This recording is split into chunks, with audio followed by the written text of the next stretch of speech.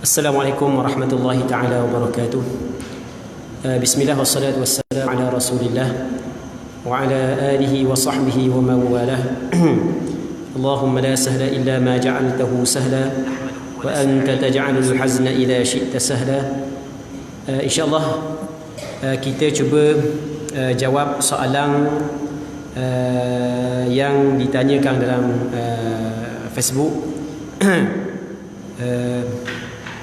Tengok ni soalan ni.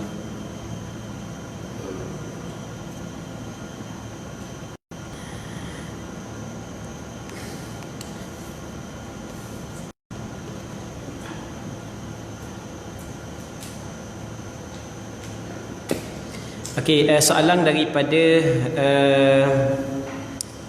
saudari Azilina Muaji. Dia kata kalau terlupa ataupun was-was baca kedok tahiyat awal, apa yang perlu dilakukan? Jadi seorang tu dia duduk dalam tahiyat awal, lepas tu acu dia nak bangun, dia syok, aku baca kedok tahiyat awal, ataupun memang dia terlupa baca tahiyat awal. Okey, kalau dia terlupa baca tahiyat awal, maka dia kena bacalah. Kalau dia was-was baca kedok, maka dia kena bacalah. Okey, itu yang pertama. Cuma kalau sekiranya dia was-was ataupun terlupa setelah daripada dia bangun qiyam, maksudnya lepas daripada dia bangun qiyam dia terlupa, aku dah baca lagi tahiyat awal, duduk je. Ataupun dia syok, aku baca ke tak lagi tahiyat awal, aku duduk saja. Maka apabila dia syok baca ke tak, maka kira tak baca. Kalau dia terlupa baca, memang jelaslah tak baca. Lepas tu lagu mana?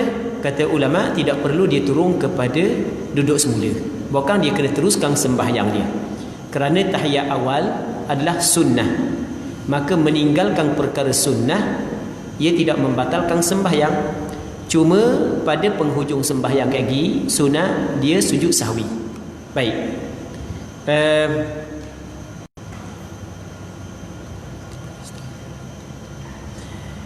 soalan daripada saudari Nur Aini. Soalannya, imam terlupa baca tahiyat awal terus qiyam. Ada makmum yang baca tahiyat awal dan ada yang bangun ikut imam. Apakah kedudukan makmum yang baca tahiyat awal, muafiq atau masbuk? Okey, sekarang ni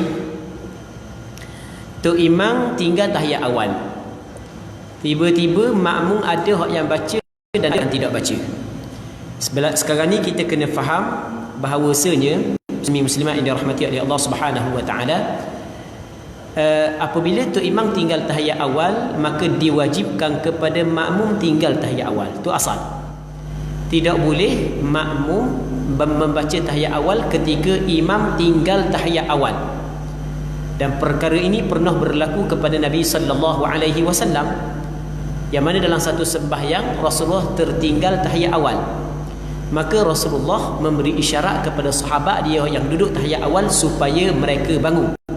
Sebab itulah dalam kitab fiqh menyebut bahawasanya kalaulah imam meninggalkan tahiyat awal, maka diwajibkan kepada makmum tinggal tahiyat awal.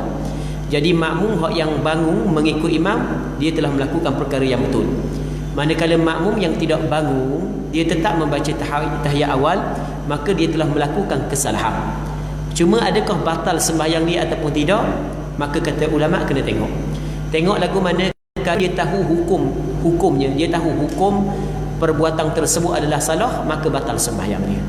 Tapi kalau dia tidak tahu hukum, dan tidak tahu hukum itu bukanlah kecuaian daripada dia, bukan punca daripada dia belajar, maka tak batal sembahyang dia. Okey,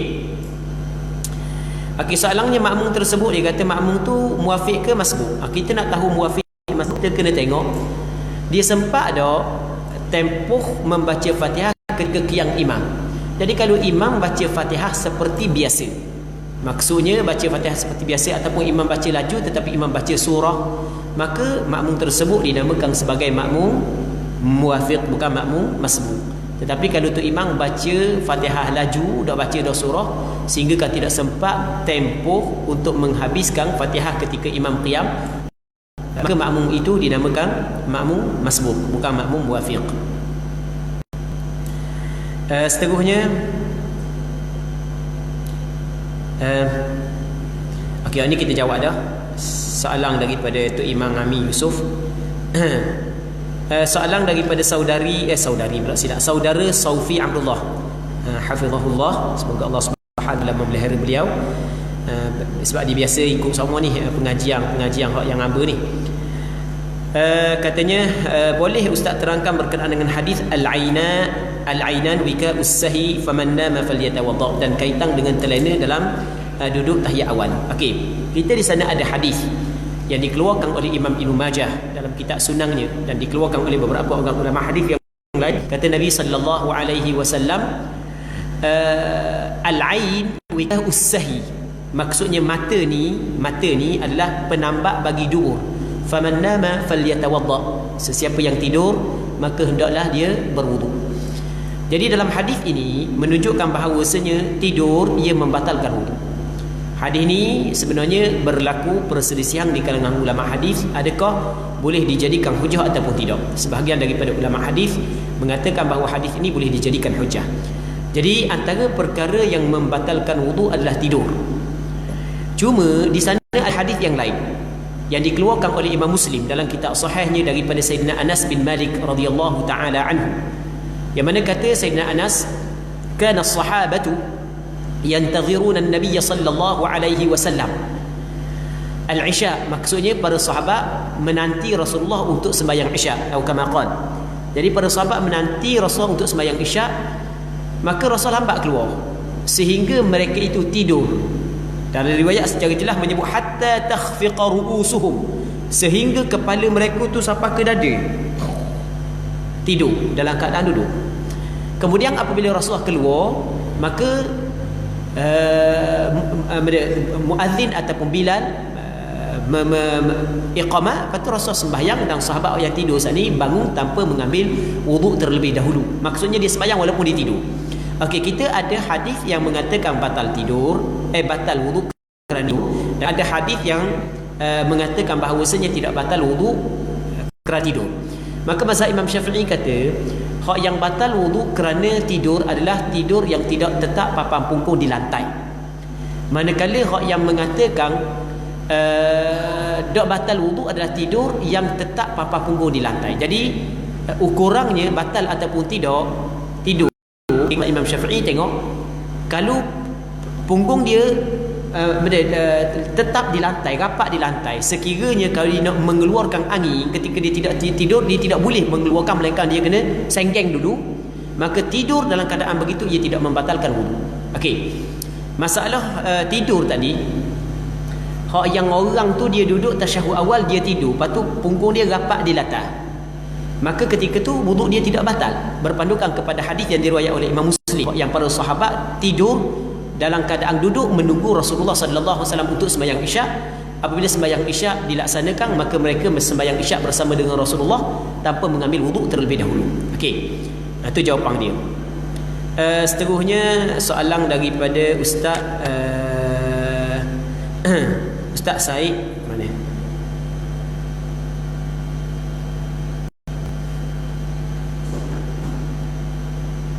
Soalan daripada Ustaz Said Zuhairi, Al-Fadil Ustaz Said Zuhairi hafizahullah taala, kitab ustaz mana guna? Okey, gini, hamba guna kitab ni, ada buku yang ataupun hamba tulis maring tulis malang siap.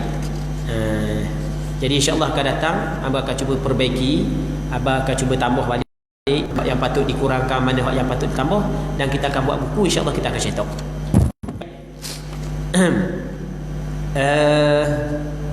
Mana lagi soalan dia? Sama juga soalan daripada D Arif. Assalamualaikum sahabat semua, Tuan Guru pakai kitab mana? Okey, jawapan soalan sama soalan daripada Faris, saudara Faris Yusri. Dia kata, mohon Ustaz jelaskan lasah perbezaan antara sibukkan diri dengan perkara sunat yang diberi keuzuran, takhalluf 3 rukun, dengan yang tidak diberi keuzuran. Barakallahu fikum. Baik, Muslimi muslimat yang dirahmati oleh Allah Subhanahu wa taala, jawapan kepada soalan ni gini. Dia khulasah ni, dia buat kesimpulan lah. Dia makmum muwafiq, kadang-kadang makmum muwafiq okey mesti kena habiskan. Okey, secara umumnya kita kata makmum muwafiq mesti kena habiskan Fatihah. kerana Fatihah itu adalah rukun solat baginya. Jadi kita tidak boleh dengan tanpa sebarang keuzuran kita nak meninggalkan rukun solat. Okey, makmum muwafiq mesti kena menghabiskan Fatihah dia sebelum daripada dia rakaat. Cuma kadang-kadang dimaafkan dia tertinggal daripada imam 3 rukun yang panjang, kadang-kadang tidak. Okey, bilakah dimaafkan? Dimaafkan ketika ada keuzuran. Keuzuran mana hak yang dimaafkan? Keuzuran hak yang kita sebut tadi.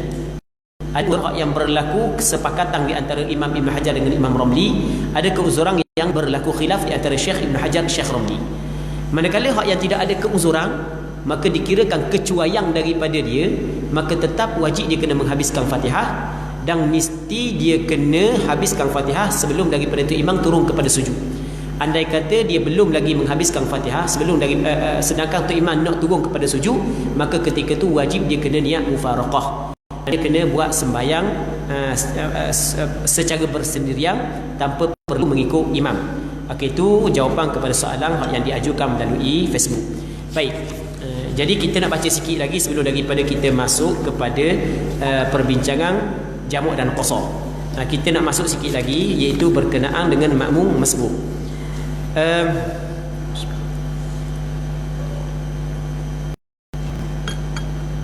Apa hak yang kita sebut tadi? Makmum masbuk adalah makmum yang tidak sempat tempoh, tidak tempat masa dan tempoh bacaan Fatihah yang sederhana ketika qiyam imam sebelum daripada imam rukuk. Okey, itu makmum masbuk. Maka makmum masbuk kadang-kadang gugur keseluruhan Fatihah daripadanya, kadang-kadang gugur sebahagian daripada Fatihah baginya.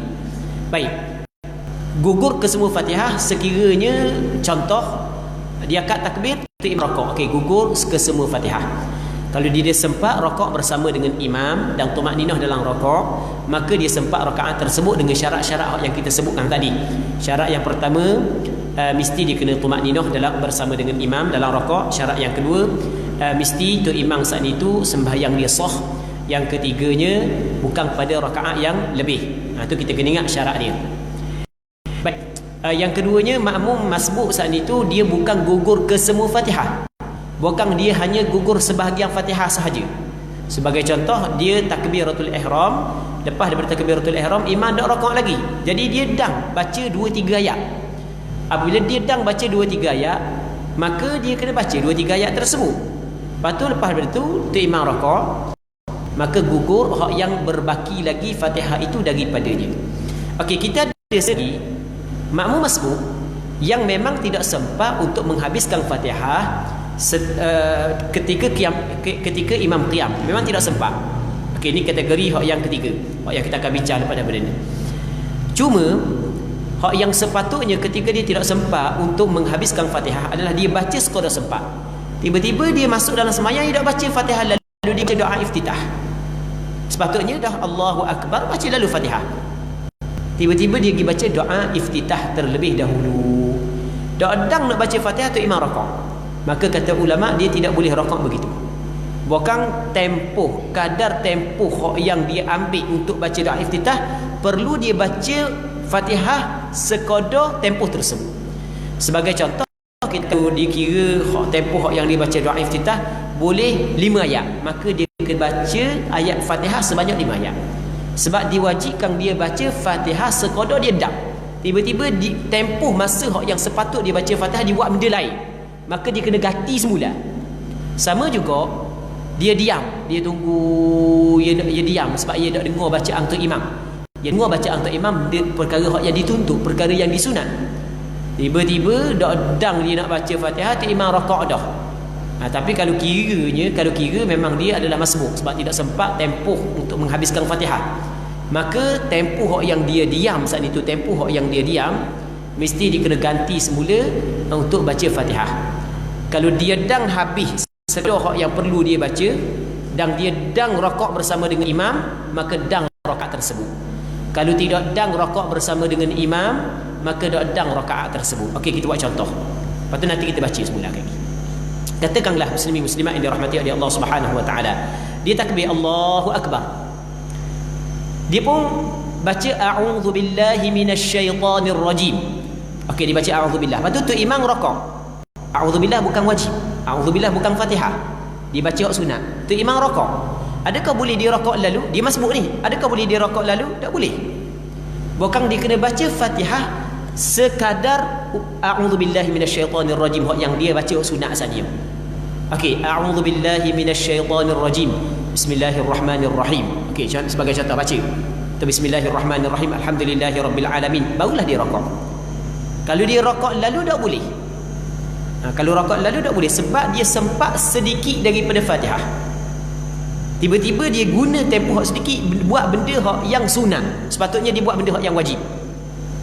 Maka apabila tu imam rokok, dia tidak boleh rokok lalu, mesti dia kena baca sekadar hak yang dibaca hak sunat. Jadi dia baca bismillahirrahmanirrahim. Okey, sama dah. A'udzubillahi minasyaitonirrajim. Bismillahirrahmanirrahim. Okey, sama.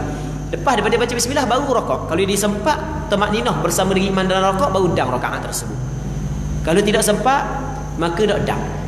Okey, lagu mana kita kata tak sempat rokok bersama dengan imam? Sebagai contoh, ya Allahu Akbar. Baik, tu imam sedang baca surah. Oh, dia kata tak, tu imam ni baca surah oh, galik dengar. Tu imam nak habis dah surah Dia pun baca a'udzubillahi minasyaitonirrajim. Tu imam pun rokok. Okey, tadi dia dengar tu imam sekejap. Katakanlah dia dengar dalam tempoh 5 saat. Lepas tu dia baca a'udzubillah. Jadi sekadar 5 saat dengan a'udzubillah gabung dua tu, dia kena baca Fatihah banyak tu sebelum daripada dia rokok. Okey, dia kena baca bismillahirrahmanirrahim, alhamdulillahirabbil alamin, arrahmanirrahim, baru boleh dia rokok. Baik, siapa Ar-Rahmanir-Rahim, dia dang tamakninah dalam rokok sekali ke tu imam, sebab tu imam rokok lama sikit, maka dang rakaat tu. Tapi kalau dia nak rokok tu imam pun bangun, maka dak dang rakaat tu. Bila dak dang, maka dia tak boleh rokok. Dia mesti kena ikut tu imam. Jadi kena duduk iktidal bersama dengan tu imam. Okey, boleh faham kan? Duduk iktidal bersama dengan imam. Jadi tu dia nak rokok, tu imam pun iktidal. Dia nak rokok lah dia sebab dak dang dah. Dia kena bersama dengan imam dalam i'tidal. Nanti tu imam turun kepada sujud, dia pun turun kepada sujud, dan dia tidak dikirakan sempat rakaat tersebut. Lepas daripada salam imam, dia kena tambah balik 1 rakaat. Okey, cuba kita baca hak yang ditulis di sini. Ini jika sekiranya makmum masbuk tidak sibuk melakukan perkara sunat. Adapun jika makmum masbuk sibuk melakukan perkara sunat, atau makmum masbuk itu diam tanpa membaca Fatihah, sedangkan dia mengetahui apa yang wajib baginya ialah membaca Fatihah, maka wajib dia membaca Fatihah sekadar masa yang ia melakukan perkara sunat atau diam itu. Dia kena baca juga sekadar yang masa yang dia melakukan perkara sunat ataupun sekadar masa yang dia diam sahaja. Baik. Apabila makmum masbuk, yang pertama, apabila makmum masbuk itu selesai membaca daripada Fatihah, membaca daripada Fatihah sekadar masa yang ia melakukan perkara sunat atau sekadar masa yang ia diam, serta dia sempat rokok bersama imam, maka dapatlah rakaat tersebut. Adapun tidak sempat rokok bersama imam setelah selesai daripada Fatihah sekadar masa tersebut, maka luputlah rakaat itu baginya, dan hendaklah dia terus pergi kepada rukun yang sedang dilakukan oleh imam. Kemudian selepas salam imamnya, hendaklah dia menambah 1 rakaat. Manakala jika masih belum sempurna daripada Fatihah sekadar masa yang ia melakukan perkara sunat, sepatutnya baca 5 ayat. Dia dah nak habis lagi 5 ayat, sedangkan imamnya hendak turun kepada sujud dah. Nak turun kepada sujud, imam laju, rakaat laju, i'tidal laju, maka wajib dia niat mufaraqah. Jika dia tidak niat mufaraqah, maka batal solatnya apabila imamnya turun kepada sujud. Okey, kita buat contoh last sekali. Katakanlah dia diam tu, dia diam lepas daripada akad takbiratul ihram, dia dengar bacaan tu imam lebih kurang dalam 10 saat. Sebagai contoh, lebih kurang dalam 10 saat. Lepas tu dia pun baca a'udzubillahi minasyaitonirrajim. Okey, dia baca a'udzubillahi minasyaitonirrajim. Jadi 10 saat campur dengan a'udzubillahi minasyaitonirrajim, waktu tu perlu dia kena baca Fatihah sekadar tu sebelum daripada dia rakaat. Okey, dia pun baca. Okey, katakanlah kena baca 4 ayat. Bismillahirrahmanirrahim, alhamdulillahirabbil alamin, arrahmanirrahim, maliki yaumiddin. Ataupun kita tak lagi iyyaka na'budu wa iyyaka nasta'in. Baru dia boleh rakaat. Baik. Tiba-tiba dak nak habis, tu imam i'tidal dah. Rakaat tu imam i'tidal dah. Maka apabila tu imam nak turun kepada sujud kalau dia belum lagi habis, maka ketika tu wajib dia kena niat mufaraqah. Tidak boleh dah nak turun ikut imam, tak boleh sebab dia dah baca, dia ada perkara yang wajib selesai lagi. Baik, nak tinggal perkara hak yang wajib tak boleh, nak pergi ikut imam tak boleh, nak tinggal perkara yang wajib. Lepas tu mesti dia kena berhabis perkara yang wajib. Lepas tu kalau nak terus ikut imam tak boleh sebab imam lebih daripada 2 rukun lah tinggal dia. Maka ketika tu wajib ke dia niat mufaraqah, niat bercerai daripada imam, maka dia kena buat cara sendiri. Okey, tu perbincangan berkenaan dengan masbuk muslimin muslimat yang dirahmati oleh Allah Subhanahu wa taala. Jadi kalau ada ada persoalan berkenaan dengan masbuk ataupun muwafiq, boleh kita akan buka soalan lepas daripada ni. Kita akan berhenti dalam pukul 12.30 kita berhenti kan. Jadi lebih kurang dalam kita cuba tengok pukul 12 ke 12.30 kita buka soalan. Lepas tu kita bincang jamak qasar lebih kurang dalam 1 jam sahaja. Muslimin muslimat yang dirahmati oleh Allah Subhanahu wa taala, berkenaan dengan nota untuk jamak qasar hamba tak bawa. Jadi hamba tidak sempat untuk siapkan. Jadi tak apa, hamba akan buat sedikit kesimpulan sahaja. Muslimin muslimat yang dirahmati oleh Allah Subhanahu wa taala, asasnya kita kena tahu apakah perbezaan di antara jamak dengan qasar, ataupun kita kena tahu apakah maksud qasar dan apakah maksud jamak. Kerana masih ramai di kalangan masyarakat kita dia tidak mengetahui bahawasanya qasar dengan jamak adalah 2 bab yang berbeza. Orang kita kalau sebut kata qasar, dia jamak lalu. Sebut kata jamak, qasar. Sebenarnya qasar dan jamak adalah 2 bab yang berbeza. Qasar satu bab, jamak satu bab yang lain. Dan hamba kerap kali diajukan soalan kepada hamba, yang mana orang yang bertanya dia kata, "Wan ustaz, saya nak tanya bab qasar sikit ustaz." Tiba-tiba dalam soalan bukan bab qasar, rupanya bab jamak. Kadang-kadang ustaz saya nak tanya bab jamak sikit ustaz, rupanya dalam soalan bukan bab jamak tetapi bab qasar. Jadi kita dapat buat kesimpulan masih lagi ramai di kalangan orang kita berkeliru bahawasanya jamak satu bab, qasar adalah satu bab yang lain. Tidak mesti kita gabungkan di antara jamak dengan qasar. Maksudnya boleh kita buat jamak sahaja tanpa qasar, dan boleh kita buat qasar sahaja tanpa jamak, dan boleh kita buat jamak serta qasar. Okey. Muslimin muslimat yang dirahmati oleh Allah Subhanahu wa taala. Okey, kita bincang berkenaan dengan qasar dulu. Lepas tu nanti kita akan bincang berkenaan dengan ataupun kita berkenaan dengan jamak dulu. Baru kita bincang berkenaan dengan qasar. Jam' itu bahasa Arab. Jam'us salatain, mengumpul 2 sembahyang. Jamak ni maksud dia jamak. Jamak ni maksudnya kita kumpulkan 2 sembahyang. Itu makna jamak. Jamak ni maksudnya kita kumpulkan 2 sembahyang. Sembahyang yang boleh kita kumpulkan hanya Zuhur dengan Asar, Maghrib dengan Isya. Asar dengan Maghrib tidak boleh kita jamak. Isya dengan Subuh tidak boleh kita jamak. Subuh dengan Zuhur tidak boleh kita jamak. Hak yang boleh jamak adalah Zuhur dengan Asar, Maghrib dengan Isya. Okey, itu yang pertama. Jamak ni dia terbahagi kepada 2. Yang pertamanya nama dia jamak taqdim, ni istilah. Yang keduanya jamak takhir. Jamak taqdim maksud dia, jamak taqdim kita menggabungkan 2 sembahyang dilakukan dalam waktu yang pertama. Zuhur dengan Asar, dia Zuhur waktu pertama, Asar waktu kedua. Jadi kita gabungkan 2 sembahyang itu, kita himpunkan 2 sembahyang buat dalam waktu pertama. Hak tu dinamakan sebagai jamak taqdim. Kita buat Isya, Maghrib dengan Isya di dalam waktu Maghrib, tu yang dinamakan sebagai jamak taqdim. Baik. Yang keduanya jamak takhir.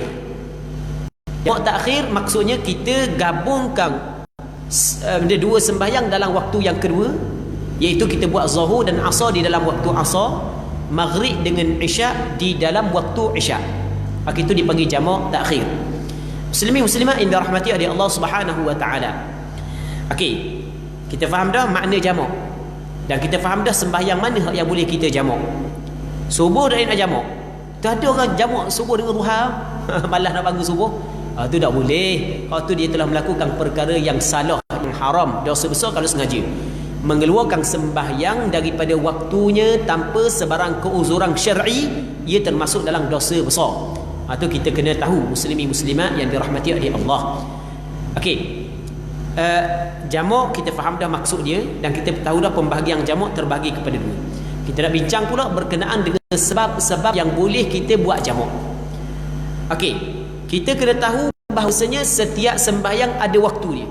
Sembahyang Zuhur ada waktu dia, sembahyang Asar ada waktu dia, Maghrib ada waktu dia, Isya ada waktu dia, Subuh ada waktu dia. Sebab itulah Allah Subhanahu wa taala berfirman dalam Al-Quranul Karim, "Innas salata kanat 'alal mu'minina kitaban mawquta." Sesungguhnya sembahyang menjadi kewajipan, menjadi ketetapan ke atas orang beriman, yang mana ketetapan itu ada waktunya. Jadi setiap sembahyang ada waktu dia. Sebab itulah kalau kita buka dalam kitab fiqh, antara perkara yang dibincang sepanjang lebar adalah berkenaan dengan waktu setiap sembahyang. Satu ketika ada seorang sahabat mari jumpa Nabi sallallahu alaihi wasallam.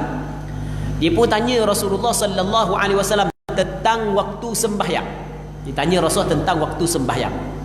Rasul dah jawab.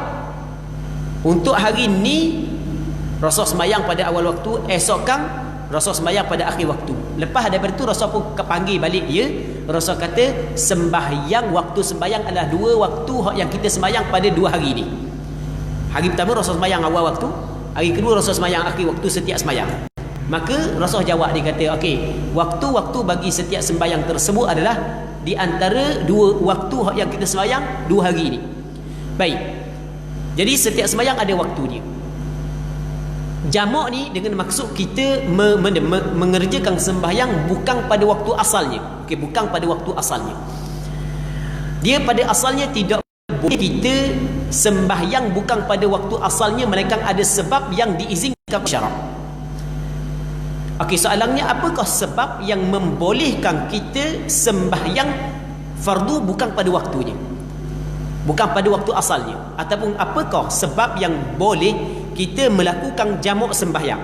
Dia tidak boleh kita jamak tanpa ada sebab. Mesti kena ada sebab yang mengharuskan.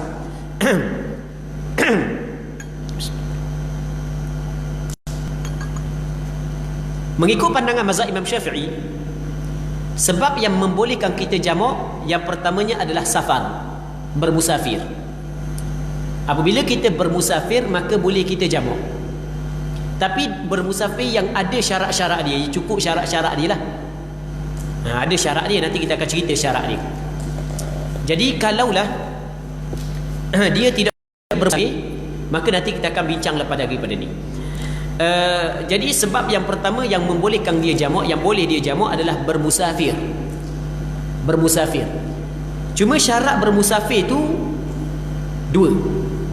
Yang pertamanya adalah permusafiran dia saat itu adalah permusafiran yang harus.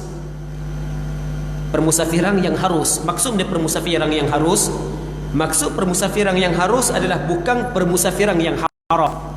Kalau dia bermusafir tujuan untuk melakukan maksiat, maka tidak boleh dia jamak sembahyang.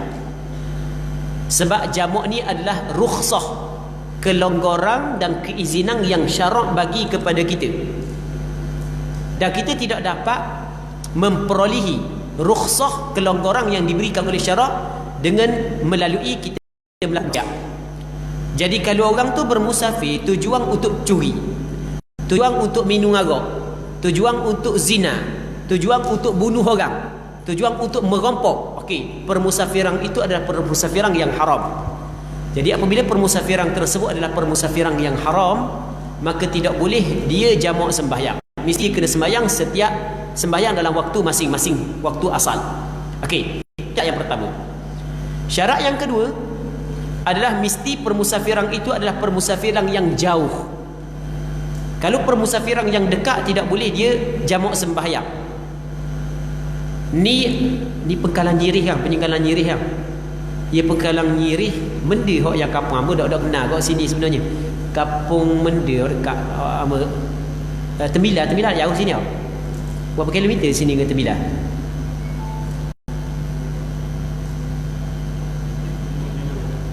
5 kilo je. Okey.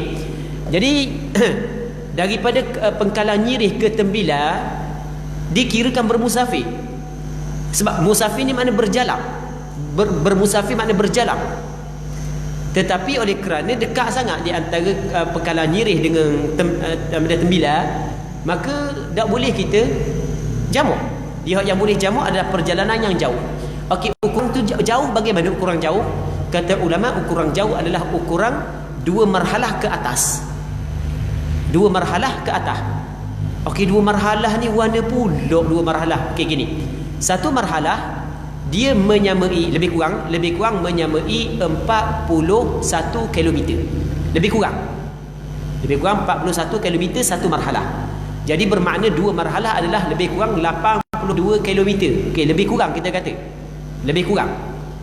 Jadi kalau kapung dia di Pekalang Nyirih, dia nak pergi kepada satu tempat yang mana daripada kapung dia kepada satu tempat tersebut jaraknya cukup 82 km ke atas, maka perjalanan tersebut adalah perjalanan yang jauh. Maka boleh dia jamak sembahyang kerana bermusafir.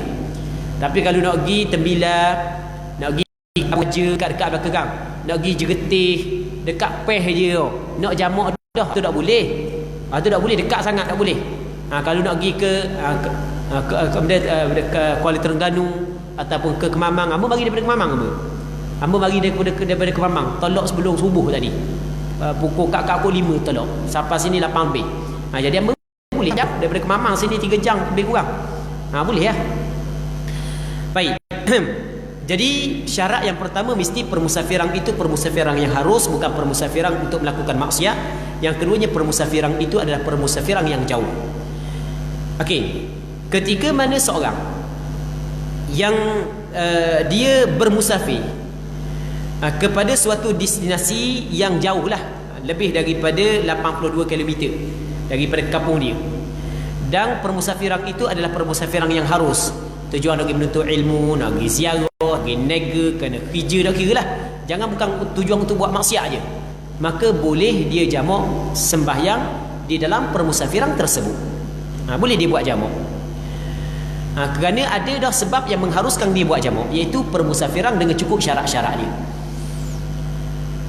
Boleh dia buat jamak takdim dan dia boleh buat jamak takhir. Orang yang bermusafir dia boleh buat jamak takdim, boleh buat jamak takhir. Mana comel di antara jamak takdim dan jamak takhir? Kata ulama, kena tengok mana yang lebih mudah. Kalau lebih mudah bagi kita jamak takdim, maka kita buat jamak takdim. Kalau lebih mudah bagi kita jamak takhir, kita buat jamak takhir. Lebih comel ni kita tengok mana yang lebih mudah. Baik, Muslimin muslimat yang dirahmati oleh Allah Subhanahu wa taala. Kalau sama, kita tak apa belaka, mudah belaka jamak takhir pun tak apa, jamak takdim pun tak apa, maka ketika tu lebih afdal kita buat jamak takhir. Sebab benda kita buat jamak takhir lebih afdal berbanding kita buat jamak takdim?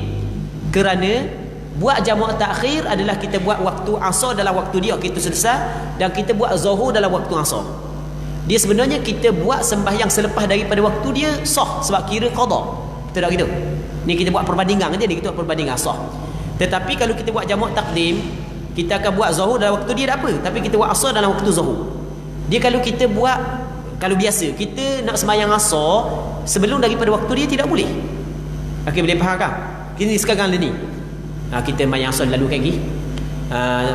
Sebab balik kakak nak tidur dah, masuk asar malah lagi dah. Padahal kita tak ada benda pun, tak ada musafir benda pun, tak boleh. Tapi kalau orang tu dia sembahyang zuhur dalam waktu asar, tak ada zuhur dia sembahyang dalam waktu asar, maka sembahyang dia gugur. Maksudnya lepas dah perlu qada dah. Dia sembahyang dah asar, sembahyang dah zuhur dalam waktu asar. Tapi kalau dia sembahyang asar di dalam waktu zuhur, sembahyang asar dalam waktu zuhur, kalau tak sebab-sebab benda, nanti masuk asar kat dia kena sembahyang mula, dah jadi sembahyang sebelum daripada waktu. Okey, oleh kerana melihat daripada sudut tu, lebih afdal jamak takhir berbanding dengan jamak takdim. Okey, muslimin muslimat yang dirahmati oleh Allah Subhanahu wa taala, bagi orang yang ingin mengerjakan sembahyang jamak, okey, jamak takdim dulu, kita cerita jamak takdim, lepas tu nanti kita cerita jamak takhir. Bagi orang yang ingin sembahyang jamak takdim, okey, nanti dulu kita dah habis lagi sebab dia, lepas tu baru kita pergi kepada syarat jamak. Sebab dah habis lagi. Okey, sebab yang boleh kita buat jamak adalah yang pertamanya bermusafir.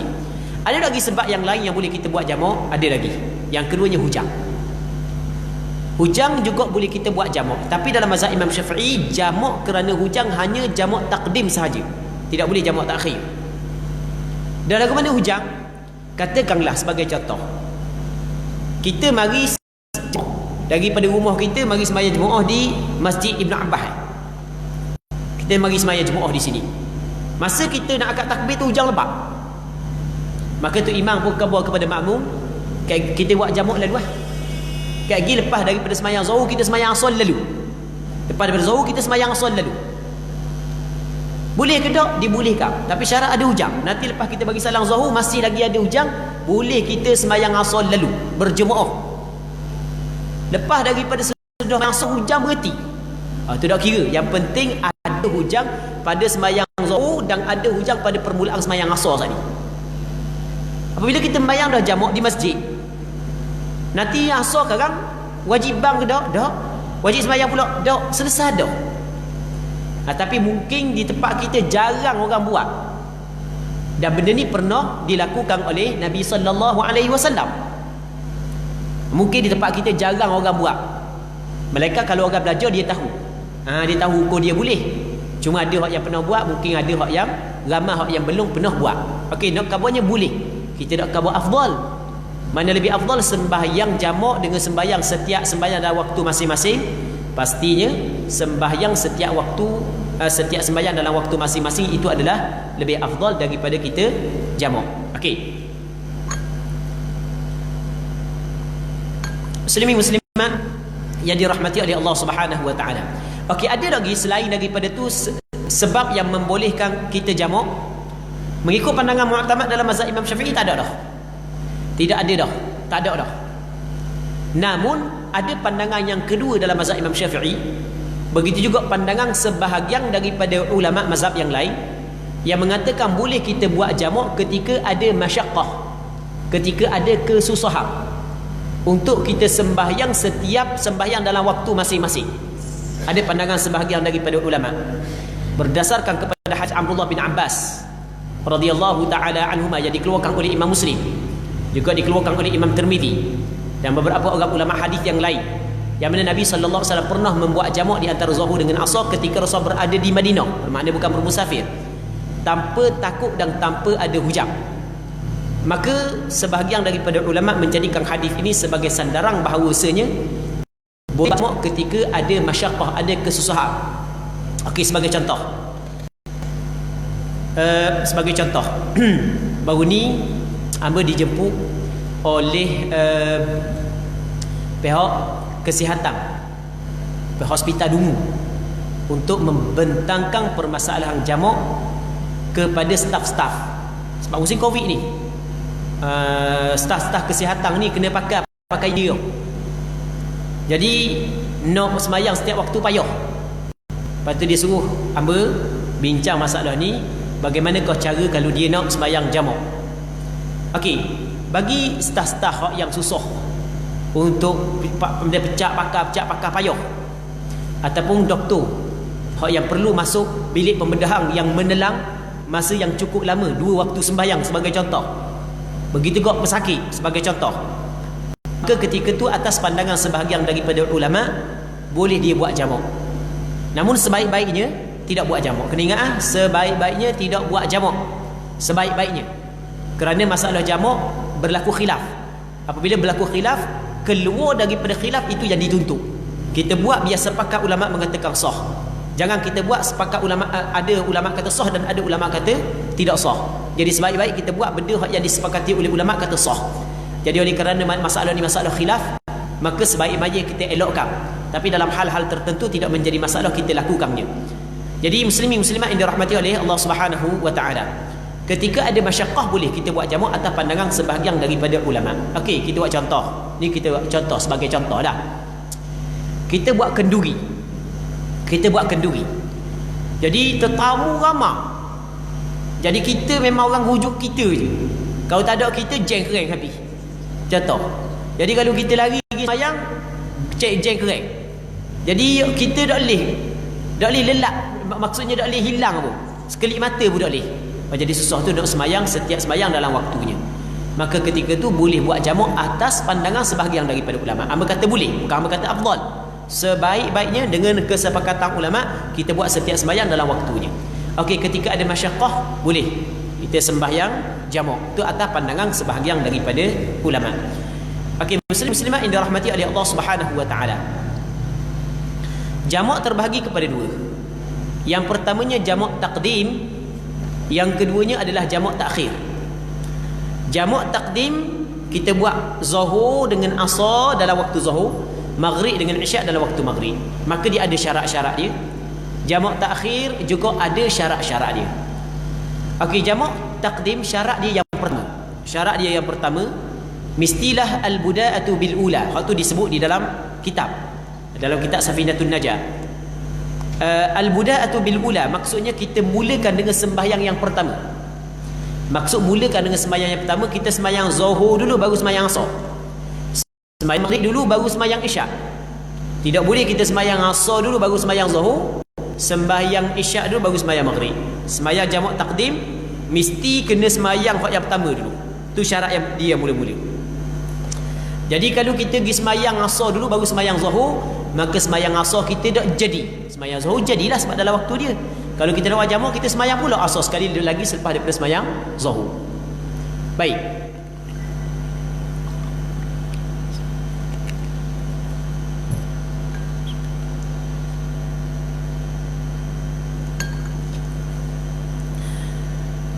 Itu syarat yang pertama.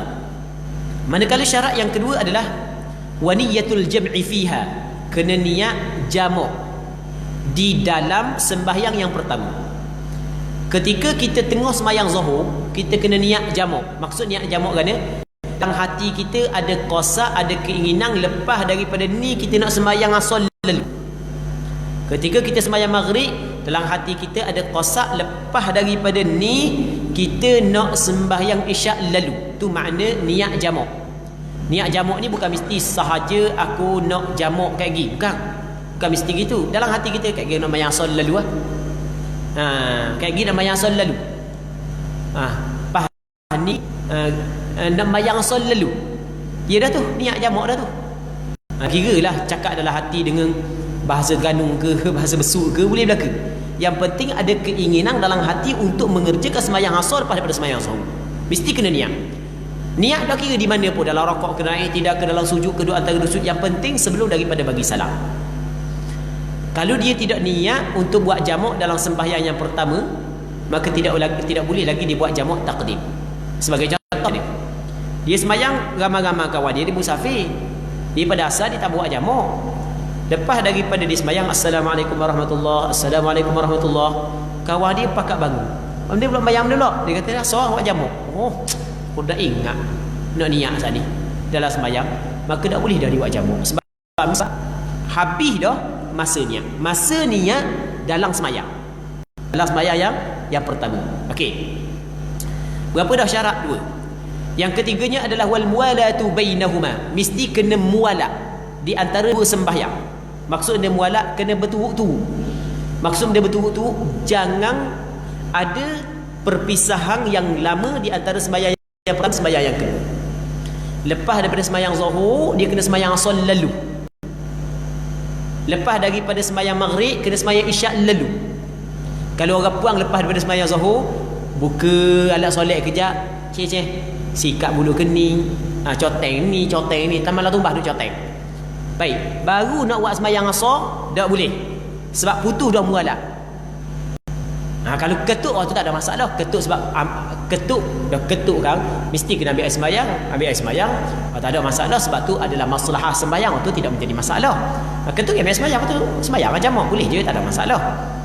Jadi kalau duk baca WhatsApp dulu, kalau orang lelaki pergi cucu rokok dulu, maka baru nak sembahyang asar pula, tu tak boleh. Sebab mesti kena mualah. Okey. Berapa dah? 3. Yang keempatnya, syarat yang keempat adalah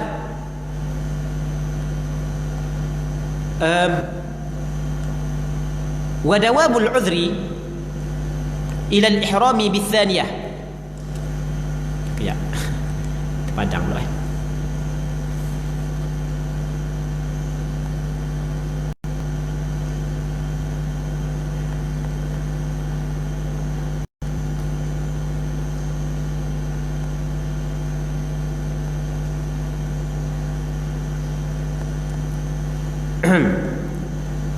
Okey, yang keempatnya adalah wa dawamul udhri ila al-ihrami bithaniyah. Dia mesti kena kekal keuzuran dia. Maksud dia keuzuran, kalau dia sembahyang jamak kerana musafir, mesti dia kena kekal dia sebagai seorang bermusafir ilal ihrami bithaniyah, hingga kepada selesai takbiratul ihram sembahyang yang kedua. Kena dia masih lagi dinamakan sebagai orang bermusafir sehingga takbiratul ihram sembahyang yang kedua. Kalau lepas daripada sembahyang yang pertama tiba-tiba dia bukan lagi orang bermusafir, maka tidak boleh dia nak sembahyang jamak takdim kerana dia musafir. Okey. Masalah ni kalau kita nak faham, aku kena buat contoh panjang sikit. Kita apabila kita bermusafir, bilakah dikatakan putus permusafiran kita, tidak lagi kita dinamakan sebagai orang bermusafir? Yang pertama adalah apabila kita telah sampai kepada tempat kita bermukim. Kalau tempat kita bermukim adalah ni kampung Pekalang Nyirih, maka apabila kita balik siapa je kampung Pekalang Nyirih, maka putus dah safar kita, maka kita bukan lagi dinamakan orang yang bermusafir. Jadi kita duduk Pekalang Nyirih, kita nak buat jamak takdim di Masjid Ibn Abbas, tak boleh. Sebab dia, sebab kita bukan orang bermusafir. Itu cara yang pertama. Yang keduanya adalah apabila seorang tu berhenti di sesuatu tempat 4 hari ke atas, dia berhenti di suatu tempat 4 hari ke atas, maka dia ketika tu putus safar dia. Okey, sebagai contoh, sebagai contoh, katakanlah dia nak pergi ke, kita kata dia nak pergi ke mana, nak pergi ke Cukar Kemamang, dia nak pergi Cukar. Dia nak pergi Cukar, dia nak pergi Cukar boleh sebulan, ada hasil. Nak pergi Cukar dah lama dah nak pergi Cukar ni, baru ni kan tak boleh nak getah daerah orang, ni baru boleh getah daerah, nak pergi atas Cukar. Tengah-tengah pergi Cukar, tengah-tengah perjalanan, tiba-tiba kawan dia hak duduk di Marang tu telefon. Hak duduk di seberang Marang telefon dia. Cukar seberang Marang di Marang ni. Hak di seberang Marang telefon dia, mari singgah rumah aku kejap. Buat benda, dia pun cerita kita ada ni nak bincang ni. Oh lama nak habis bincang tu. Tak apa, aku duduk sini 4 hari. Okey. Kawan dia suruh duduk di sana 4 hari. Okey. Jadi gini, kita nak kata kawan dia suruh duduk sana. Dia duduk di Nyirih. Dia nak pergi ke Cukar selama sebulan, nak duduk di Cukar selama sebulan. Dalam perjalanan tiba-tiba dia singgah di seberang Marang. Dia nak tinggal sekejap je. Okey, masa hidup sampai di seberang Marang, dia masih lagi orang bermusafir, dia boleh jamak. Tiba-tiba duduk di seberang Marang, lekat di seberang Marang 4 hari. Berhenti di seberang Marang 4 hari. Okey, apabila dia berhenti di satu tempat hari, maka dia telah dinamakan sebagai orang yang bermukim, bukan lagi orang yang bermusafir. Putus dah safar dia sebab dia duduk situ 4 hari. Okey, boleh faham? Lepas tu nanti dia pun keluar daripada seberang Marang pergi ke Cukar balik. Siapa jadi Cukar dak nanti 4 hari. Siapa jadi Cukar putus dah safar dia. Sebab dia telah kosak dalam hati dia untuk berada di Cukar lebih daripada 4 hari. Kita apabila kita nak pergi kepada satu tempat, kita kosak untuk berada di tempat tersebut 4 hari ke atas, sampai sahaja di tempat tersebut putus dah safar kita. Berbeza dengan kita berhenti di pertengahan jalan, maka tidak putus safar kita, melainkan apabila kita berada di situ selama 4 hari. Ni dua perkara yang banyak orang salah. Dua perkara banyak orang salah. Ada orang tu dia nak dia duduk kumpul, nak pergi muhanak dia seminggu, duduk muhanak dia 4 hari tu buat jamak kosong lagi. Hak tu salah, hak tu tak betul. Kita kena ingat, muat jamak saat itu atas dasar dia, atas dasar orang musafir. Mu tahu tak, seorang yang bermusafir putus safar dia apabila dia berhenti pada satu tempat yang dia telah kosak untuk berada di tempat tersebut 4 hari ke atas. Okey, boleh faham? Apabila dia kosak untuk berada di tempat tersebut 4 hari ke atas, maka apa je tempat tu putus dah safar dia. Dia tidak lagi dinamakan orang bermusafir. Dia telah menjadi orang bermukim sebab dia kosak untuk berada di tempat tersebut lebih daripada 4 hari ke atas. Hak yang kata boleh jamak kosong selama 4 hari tu, contoh hak yang kita kata singgah di seberang Marang tadi. Dia tak tahu dah duduk berapa hari. Maksudnya ya sebenarnya itu singgah kejap aja sebenarnya, tapi jadi lekat sampai 4 hari. Okey, 4 hari je dia boleh, lepas daripada tu tak boleh dah, sebab apa yang duduk di seberang Marang selama 4 hari, maka ketika tu putus safar dia. Okey, Kita pergi, apabila kita faham dah masalah ni, kita pergi kepada perbincangan yang kita nak bincang saat ni. Kita kena cepat sikit takut kita masa tidak mengizinkan. Syarat yang keempatnya mesti kena berkekalang. Apa dia berkekalang? Mesti kena berkekalang berterus dia sebagai seorang bermusafir sehingga takbiratul ihram yang kedua. Okey, kita buat contoh gini. Dia sekarang ni dia nak pergi ke Cukar. Dia singgah di seberang Marang. Sekejap je dia singgah. Tiba-tiba temu kawan dia. Kawan dia kata, "Mai duduk aku dulu. Dalam boleh duduk seminggu. Sebab aku beli rumah baru ni, mai tempat aku seminggu je." Dia kata, "Tak boleh lah, aku ada hal nak pergi tak cukau. Kejap je mari lah." "Tak boleh lah." Kawan dia ajak duduk seminggu di sebuah Marang. Dia kata, "Tak boleh, aku nak pergi cukau. Kejap je tolong lah." Dia pun sembayang. Di sembayang Zuhur.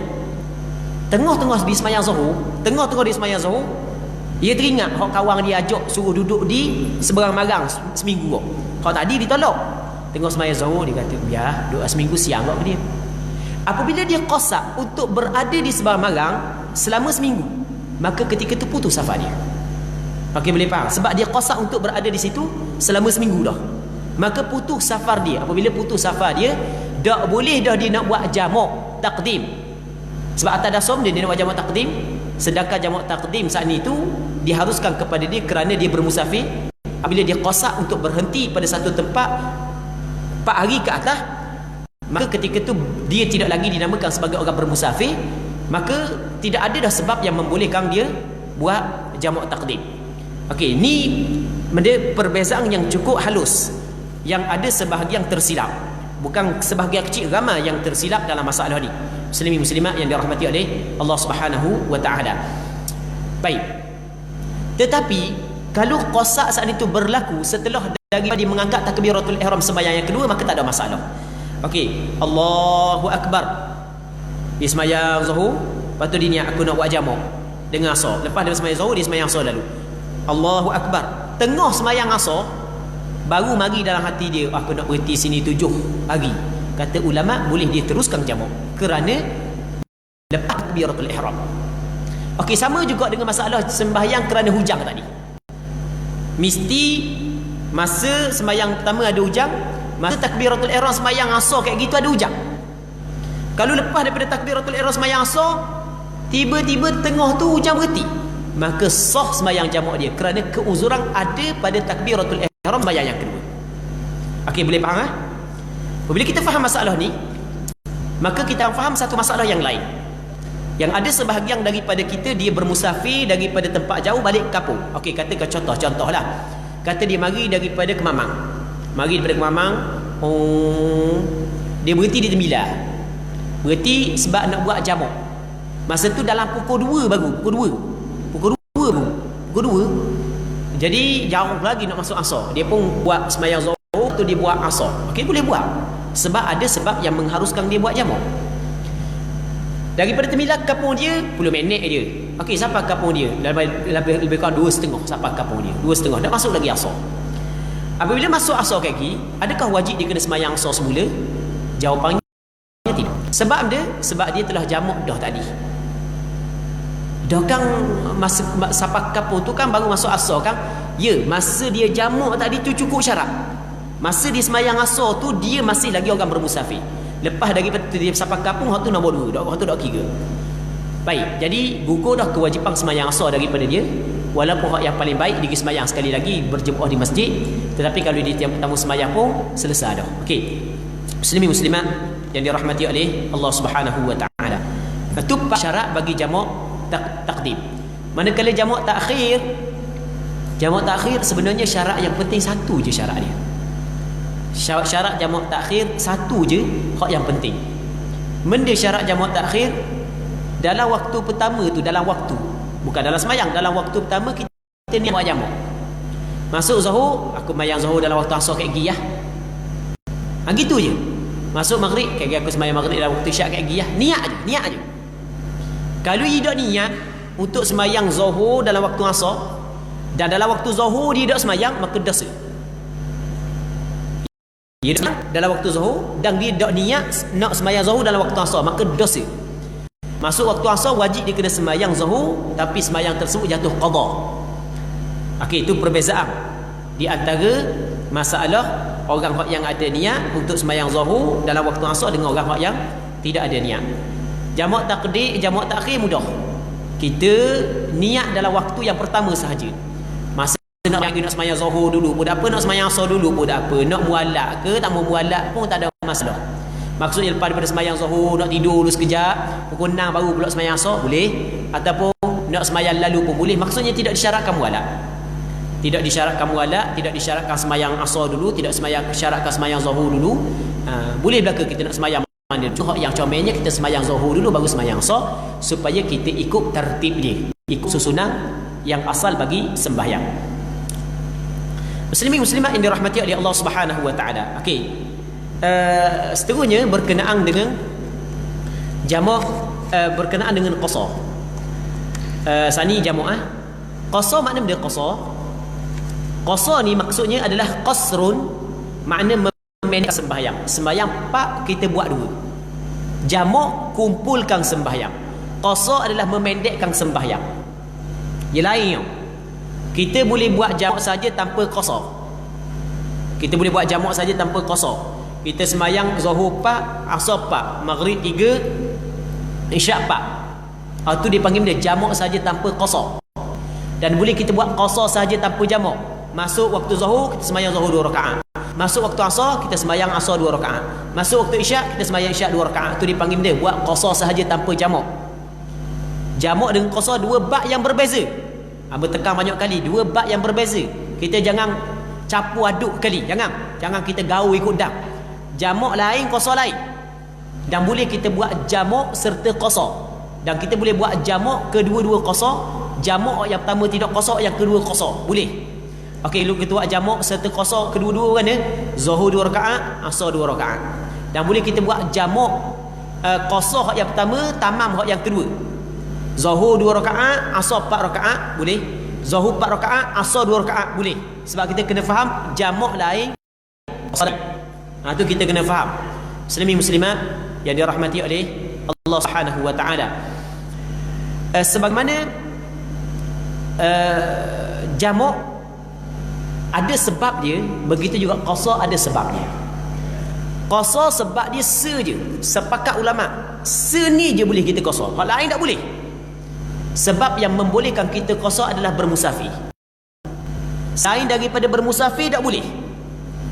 Tapi masalah jamak ni boleh selain daripada bermusafir. Hujang boleh jamak. Orang yang ada masyaqqah boleh jamak atas pandangan sebahagian daripada ulama. Jadi kalau kita nak jamak, kita kena ingat kalau kita bukan musafir, kita kena buat 4, tak boleh buat 2-2. Doktor di hospital sebagai contoh, yang mana hospital dia daripada rumah dia ke hospital tu dekat aja, bukanlah perlu dia bermusafir. Maka dia susah kalau duduk sembahyang zuhur dalam waktu dia, sebab dia perlu masuk bilik pembedahan dalam masa yang panjang. Maka dia boleh buat jamak. Tapi kena ingat, jamak sahaja, qasar tak boleh. Kalau dia buat dua-dua tak sah sembahyang dia, wajib dia kena qada balik. Sebab qasar hanya diharuskan kepada orang yang bermusafir. Wa idza darabtum fil ardi falaysa 'alaykum junahun an taqsuru min as-salah. Apabila bermusafir maka tidak mengapa kamu melakukan qasar sembahyang. Sepakat ulama mengatakan sebab yang membolehkan qasar sembahyang adalah bermusafir sahaja. Baik. Cuma bermusafir yang boleh kita qasar sembahyang dengan dua syarat. Syarat yang pertama permusafiran yang harus, sebagaimana yang kita cerita tadi. Syarat yang kedua adalah permusafiran yang jauh, 2 marhalah ke atas, iaitu 82 km ke atas. Okey. Muslimin muslimat yang dirahmati oleh Allah Subhanahu wa taala. Orang yang ingin buat qasar ada syarat-syarat dia. Antara syarat dia lagi adalah dia kena tahu bahawa qasar itu adalah harus. Qasar bukan wajib. Maksudnya kalau dia tidak qasar pun menjadi masalah. Boleh dipilih di antara qasar dan tamam. Dia qasar lawang dia tamam. Qasar ni qasrun makna memendekkan, tamam menyempurnakan. Qasrun bukan lawang dia jamak. Kita kadang-kadang kita kata bukan. Tamam bukan di lawang dia jamak. Kita kata ustaz kita nak buat jamak, kita nak buat tamam. Tak kena gitu. Tamam ni bukan lawang dia jamak. Tamam lawang dia qasar. Tu kita kena faham. Kadang-kadang orang kita cakap gitu. Kita nak buat jamak ke kita nak buat tamam Pelik. Dah mana je tak ada masalah buat jamak boleh buat tamam pun. Dia tidak bertentangan di antara jamak dengan tamam. Dia jamak ni, tamam ni dia bukan lawan jamak. Tamam ni lawan qasrun. Tamam ni kita buat sempurna, hak 4 rakaat kita buat 4 rakaat tu dipanggil tamam. Manakala qasrun hak 4 kita buat 2. Jadi tamam lawang dia qasar, tamam bukan lawang dia jamak. Jamak adalah lawang dia kita sembahyang setiap sembahyang dalam waktu masing-masing. Okey, itu lawang dia. Muslimin muslimat yang dirahmati oleh Allah Subhanahu wa taala. Okey. Antara syarat qasar lagi adalah waniyatul qasri bil ihram. Kita kena niat untuk qasar sembahyang dalam takbiratul ihram. Masa niat jamak lain, masa niat qasar lain. Niat qasar mesti dalam takbiratul ihram. Masa kita akan takbir tu kita kena niat untuk qasar. Contoh lagu mana? Aku sembahyang zuhur 2 rakaat. Okey, 2 rakaat tu qasar tu, pendek tu. Aku sembahyang zuhur secara qasar, boleh juga. Aku sembahyang zuhur 2 rakaat, aku sembahyang asar 2 rakaat, boleh juga. Okey, niat dalam takbiratul ihram. Kalau kita akad takbir lepas tu, oh aku nak qasar, tapi dak niat dalam takbiratul ihram, tak boleh. Sebab dak cukup syarat dia. Baik. Seterusnya antara syarat qasar lagi adalah wa antakuna salatu rubaiyatan. Sembahyang tu mesti 4 rakaat. Sembahyang 3, sembahyang 2 tak boleh qasar. Sembahyang zuhur, asar dengan isyak saja boleh kita qasar. Seterusnya adalah wa alla yaqtadiya bi mutimmin fi juz'in min salati. Dia tidak boleh mengikut orang yang sembahyang tamam pada satu juzuk daripada sembahyang pun tak boleh. Kita orang qasar, kita tidak boleh ikut orang sembahyang tamam. Maksud dia tidak boleh ikut orang sembahyang tamam. Orang yang sembahyang penuh kita tak boleh ikut. Walaupun hanya pada satu juzuk. Dia 2 rakaat dah. Tinggal lagi 2 rakaat. Dah kita nak sembahyang 2 rakaat. Boleh tak kita ikut dia, kita masbuk? Tak boleh. Kalau kita ikut juga batal qasar, bukan batal sembahyang. Batal qasar. Maksud dia batal qasar, mesti kita kena buat 4 rakaat, tidak boleh kita buat 2 rakaat. Sembahyang batal. Mesti kita kena buat 4 rakaat, tidak boleh kita buat 2 rakaat. Okey, itu maksud batal qasar. Muslimin muslimat yang dirahmati oleh Allah Subhanahu wa taala. Okey, itu berkait dengan sembahyang jamak qasar secara ringkas. Oleh kerana kita nak buka soalan, masa lebih kurang dalam ada lebih kurang 14 minit lagi. Kita cuba tengok dulu, dengar dulu kemusykilan-kemusykilan yang mungkin ada di kalangan hadirin dan hadirat yang hadir pada hari ini. Jadi kita dengar dulu soalan, sama ada soalan berkait dengan muwafiq dan masbuk ataupun berkait dengan jamak dan qasar. Wallahu a'lam.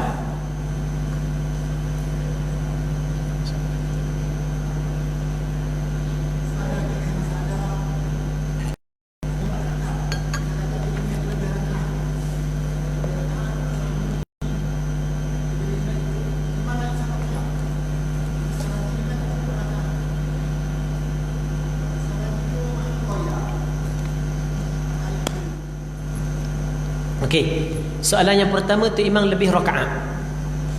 Tu imam ni 3 ke 4. Okey, dia ambil dia pun tambah 1 rakaat. Makmum kata Allah parah dah tu imam bahang rakaat ke-5 pula. Kemarin rakaat ke-5 dah, hari ni rakaat ke-5 pula. Okey, jadi apabila tu imam naik kepada rakaat yang ke-5, okey, apa yang perlu dilakukan oleh makmum? Okey, yang pertama makmum kena tegur tu imam. Bukan tegur tu imam rakaat ke-5, bukan gitu, batal sembahyang. Tegur mana? Tegur dengan ucapan subhanallah kalau makmum tu lelaki. Manakala kalau makmum perempuan, maka dia kena tasfiq. Tasfiq ni tepuk. Orang puan kena tepuk. Baik. Jadi tu imam tu dia kena dengar molek lah. Kalau bunyi orang puan lepas tepuk tu, ada buat salah tu imam. Ada benda yang tak kena tu. Jadi makmum lelaki ucap subhanallah. Okey, itu yang pertama. Dia apabila tu makmum lelaki subhanallah, tu imam dia akan terbahagi kepada 2. Ada tu imam benda dia salah benda aku betul dah ni rakaat keempat okey, tu imam dia dak kata rakaat dia tu rakaat lebih, kita rakaat lebih, dia tetap buat juga rakaat lebih. Maka ketika tu makmum tak boleh ikut imam, makmum kena tunggu. Tak boleh makmum naik ikut imam, sebab makmum wajib kena ikut imam dalam perkara yang betul. Tidak boleh makmum ikut imam dalam perkara yang salah. Kalau makmum tahu rakaat lebih, dia bangun juga ikut imam, batal sembahyang makmum. Okey, kalau makmum tak tahu tu masalah lain. Ni masalah sekiranya dia tahu. Okey, makmum ketika tu diberi dua pilihan. Pilihan yang pertama niat mufaraqah, maka dia sama secara sendiri. Dia baca tahiyat, dia pun bagi salam. Ataupun dia tunggu imam dalam tahiyat. Tunggu lah. Nanti tu imam tahiyat, lepas tu bagi salam bersama dengan imam. Okey, je dah.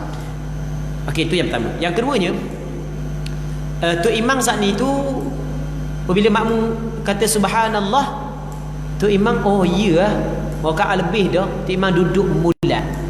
Maka jelas ikut tu imam dah, tu imam duduk mula dah. Cuma sunat bagi tu imam sebelum bagi salam sujud sahwi. Kerana dia bangun dah, dia tambah dah. Dan wajib kepada makmum ketika tu sujud sahwi walaupun makmum dah bangun lagi. Kerana apabila tu imam sujud sahwi, maka wajib kepada makmum sujud sahwi. Baik. Untuk masalah tu imam buat 3 rakaat je, sembahyang patut 4, 3 nyawi salam dah. Maka benda yang perlu makmum kena buat, makmum tidak boleh ikut imam, makmum kena terus bangun. Sebab dia apabila duduk antara sujud yang kedua pada rakaat yang ketiga, lepas daripada tu dia bukan duduk tasyahud, dia lepas tu dia bangun.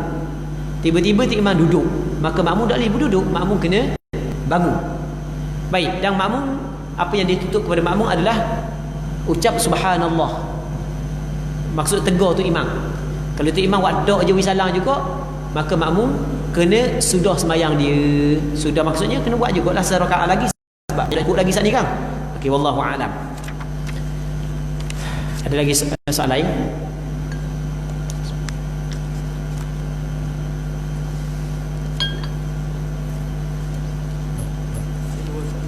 Ya boleh. Soalan pertama, permulaan sembahyang ni saya wafilah. Permulaan wafil, bila sampai saja rakaat 3, dia baca lagi. Tadi masuk kat situ. Lepas sampai 2, saya ni datang solat masbuk. Masbuk. Adakah rakaat seterusnya? Kalau dia tak sempat baca rakaat, tak sempat rokok bersama imam, dia masuk kedua. Dan seterusnya. Okey, 2 soalan Soalan pertama, dia takbiratul ihram bersama dengan imam. Dan imam baca biasa. Okey, dia masbuk lah. Dia muafiq lah sebab tu imam baca biasa je. Dia sempat tempoh membaca Fatihah hak yang sederhana ketika qiyam imam. Rakaat kedua sama, rakaat ketiga sama, masuk rakaat keempat tu imam rasa nak begok. Jadi tu imam baca laju. Laju je baca. 10 saat dia baca. Okey, jadi ketika tu makmum tersebut adalah makmum masbuk. Sebab kita kabar dah sebelum daripada ni bahawasanya muafiq dan masbuk dia berlaku pada setiap rakaat. Apabila makmum tu masbuk, maka gugur sebahagian daripada Fatihah daripadanya. Kita tak kata gugur Fatihah semua, kita kata sebahagian. Sebab kalau tu imam baca Fatihah selama saat, maka dalam tempoh 10 saat itu dia kena baca sekadar mana hak yang dia sempat. Okey, maka dia rakaat bersama dengan imam. Soalan yang kedua, si fulang ni dia mari lewat, dia mari Allahu Akbar, tu imam pun rakaat, maka dia rakaat bersama dengan imam. Maka bermakna rakaat pertama dia adalah okey, rakaat kedua macam biasa, tu imam macam biasa, ketiga macam biasa, keempat macam biasa. Maka ketika tu rakaat yang lain dia adalah muwafiq. Maksudnya muwafiq dan masbuk dia berlaku pada setiap rakaat. Wallahu a'lam. Okey, ada lagi soalan lain?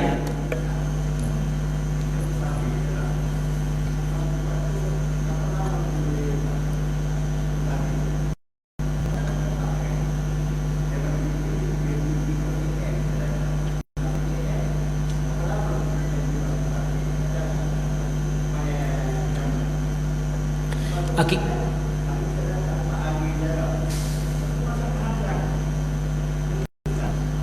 Okey.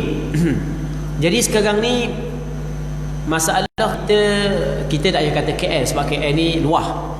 Okey, kita kata contohlah, kita kata kita nak pergi ke Pahang. Kita pergi bukan Pahang.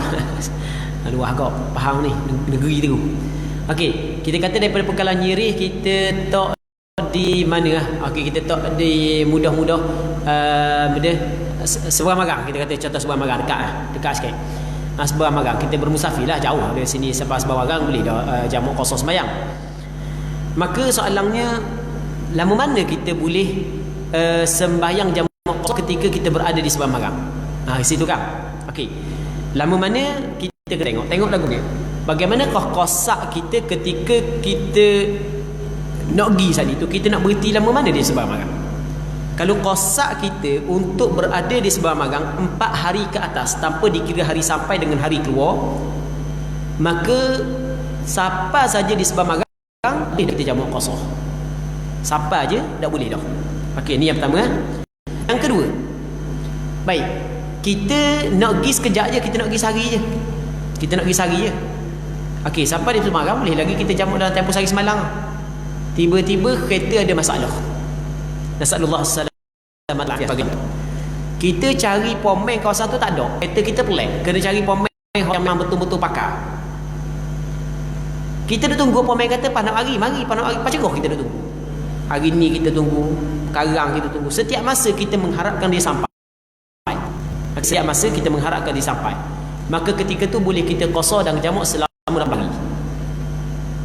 Tapi kita kena ingat, kita tidak tahu tempoh saat itu melebihi 4 hari. Sebab kita setiap masa kita mengharapkan perkara tersebut selesai. Okey, boleh faham? 2. Yang ketiga, kita nak pergi ke Cukar. Destinasi kita Cukar. Tiba-tiba kita singgah seberang magang. Singgah seberang sedap pula ambil air patah sini. Pengalaman jiri bukan tak ada patah, tapi tak situ patah. Mungkin ramai anak dara ke mana dah tahulah. Rasa sedap je duduk situ. Sehari, 2 hari, 3 hari, sampai 4 hari je boleh dia jamak qasar. Sebab pada asalnya bukan nak boleh situ. Okey, boleh qasar jamak selama 4 hari. Cukup 4 hari duduk situ, kena sembahyang tamam. Sebab dia telah dinamakan sebagai orang bermuktim di situ. 3 perkara yang berbeza. Wallahu a'lam.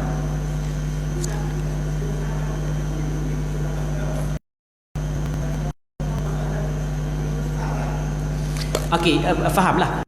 Dia siapa dah di tempat dia, destinasi dia tu siapa dah. Macam gini hamba mari daripada sana sampai sini, hamba musafir hari ni sampai sini. Okey, sampai sini.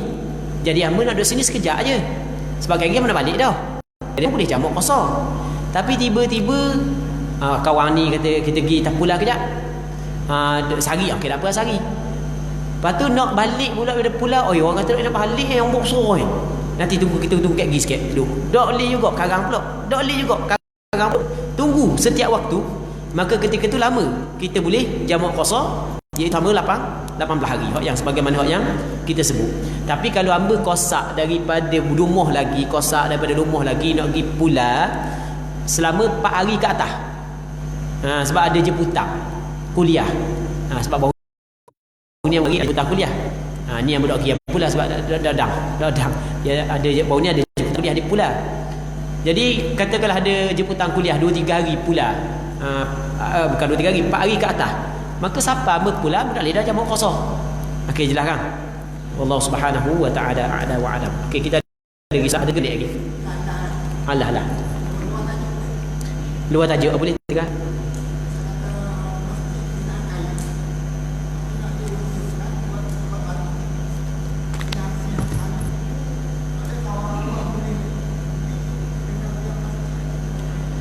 Okey, pada asalnya barang wakaf ni adalah milik Allah, tidak dimiliki oleh siapa-siapa.